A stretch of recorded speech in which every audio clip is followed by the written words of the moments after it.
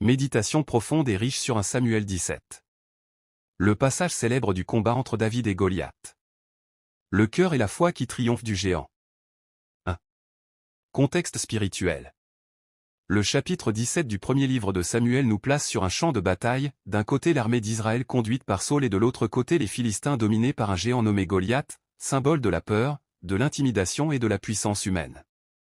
Au milieu de cette scène de terreur, un jeune berger, sans expérience militaire, ose se lever, animé uniquement par sa foi en Dieu. C'est là tout le contraste, l'armée possède les armes, mais David possède la foi. 2.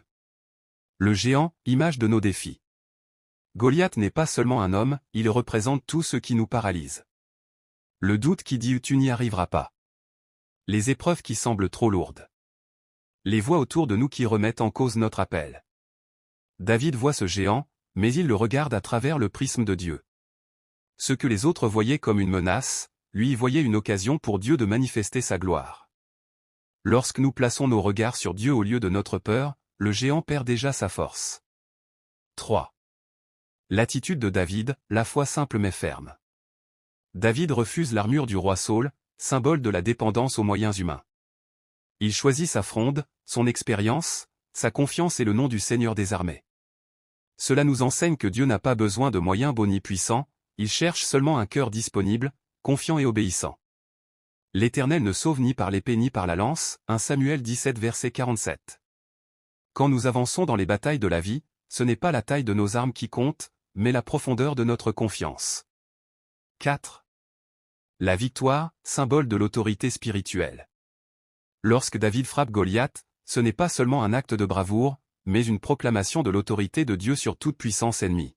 Chaque fois que la foi agit, la gloire revient à Dieu, non à l'homme. La pierre que David lance symbolise la parole de Dieu, cette vérité qui abat le mensonge, qui renverse les forteresses et fait taire les géants. 5. Application pour notre vie. Nous aussi, nous faisons face à des géants.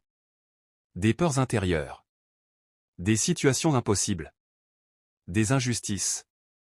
Des chaînes spirituelles. Mais le Dieu qui a donné la victoire à David est le même aujourd'hui. Il cherche des hommes et des femmes qui diraient « Je viens contre toi au nom de l'Éternel des armées ». Chaque géant tombé est un témoignage de la fidélité de Dieu et une preuve que la foi véritable déplace les montagnes. Prions. Seigneur, donne-moi le courage de David.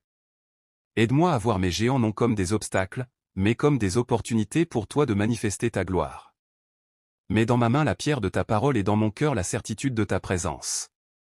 Que je n'avance pas avec la peur des hommes, mais avec la foi en ton nom.